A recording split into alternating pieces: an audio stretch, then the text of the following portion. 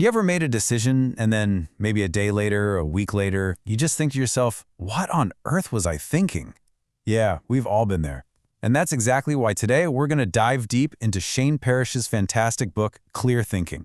Think of this as our journey together to build a real, practical guide for getting a handle on our own minds, pulling out all the best insights. So Parrish kicks things off with this really powerful idea.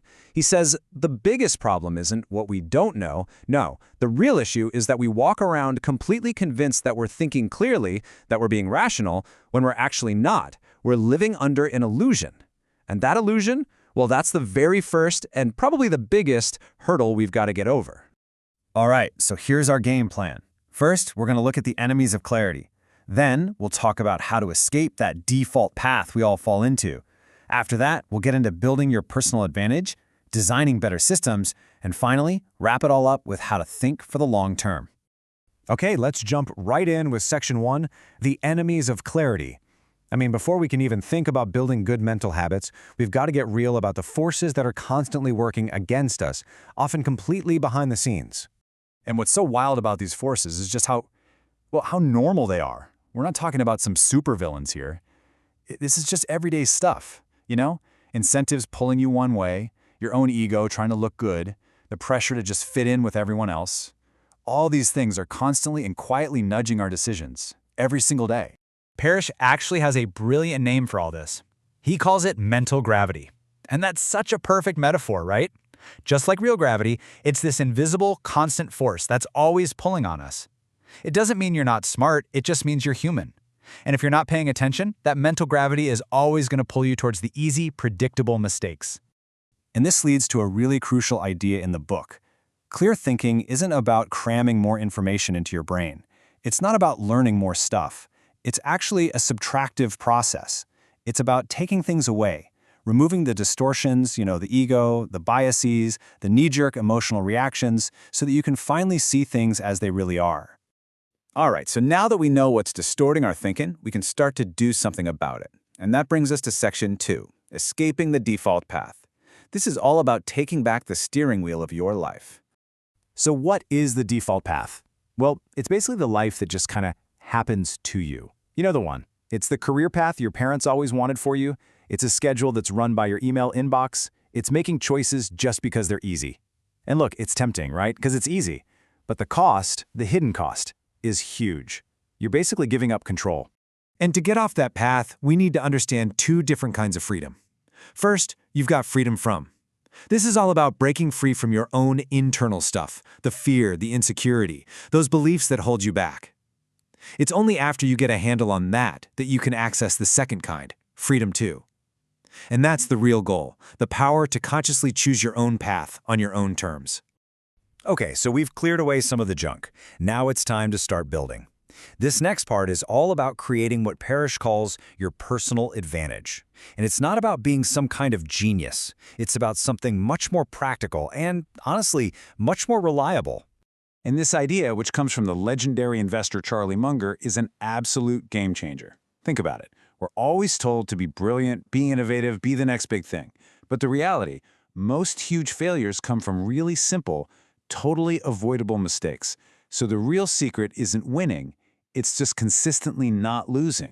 So, to actually put this into practice, you have to completely flip the script. Normally, we ask ourselves one question about success, right?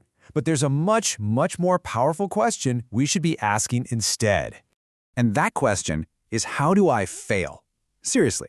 By figuring out all the ways you could possibly mess things up, being impatient, getting overconfident, making emotional decisions, you can then just not do those things. This mental model is called inversion, and it's so powerful because it forces you to build guardrails to protect you from yourself. So with that foundation of don't be stupid, we can now build up these three pillars. First is character. And this isn't just about being a good person, it's a real advantage. It makes people trust you. Second is knowledge. Not just trivia, but deep, hard-won understanding. And third is your environment, which is like the silent architect of your life, shaping everything you do. Okay, let's get even more practical now. How do we take all these ideas and actually make them work?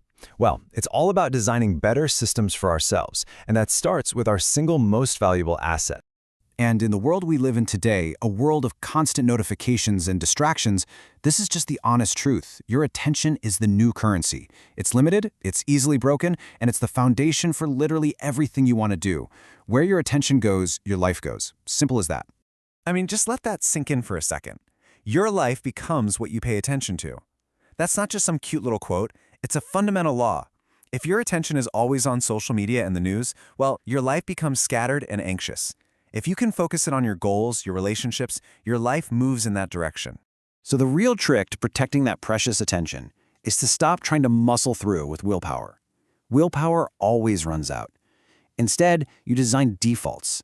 These are just automatic choices that move you in the right direction.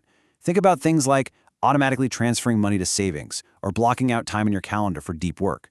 You make the good decision, the easy, automatic decision. And this is where the real beauty of this whole idea comes in. Look, we all have bad days where we have zero motivation, where we feel tired or overwhelmed. A good system doesn't care how you feel. It just works. It carries you forward anyway. These defaults you set up become the safety net that catches you when your willpower fails. And all of this, clearing away the distortions, building your personal advantage, designing these systems, it all leads to our final, and honestly, probably the most powerful concept. All of this is designed to help you tap into the unbelievable power of thinking long-term. You know, when we hear the word compounding, we usually think about money, right? But it applies to everything. It's the secret engine behind almost any amazing result. Your knowledge, your relationships, your reputation, your health. Every small, positive step you take compounds over time, building on itself, until it becomes this incredible force that's almost impossible to compete with. So, to help us make decisions that work with compounding, not against it, Parrish gives us a handful of practical tools. It's like a mental checklist.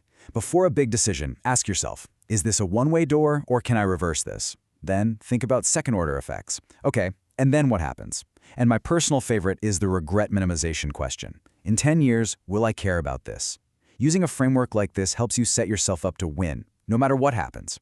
So what does this all boil down to? It's this. In a world that is just overflowing with noise and distraction, the simple act of thinking clearly has become a genuine superpower. It is not easy, for sure, but the good news, as we've talked about, is that it's a skill. It's something you can practice and get better at. So I'll leave you with this question.